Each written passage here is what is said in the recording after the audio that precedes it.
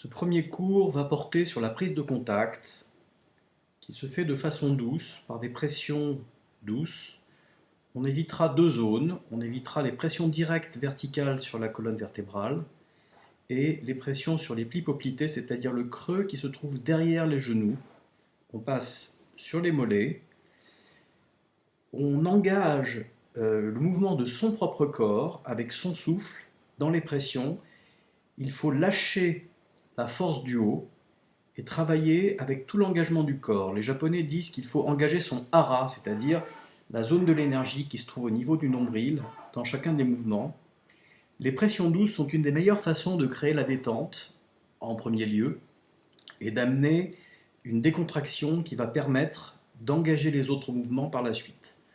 On parcourt tout le corps en essayant de répartir l'engagement de son énergie sur les deux mains de façon équilibrée.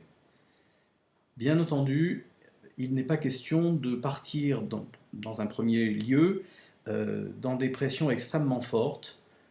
On engage la pression avec le souffle et on relâche la pression en inspirant. Donc on expire dans la mise de pression et on inspire quand on la relâche en ayant soin d'être particulièrement progressif dans cette manœuvre.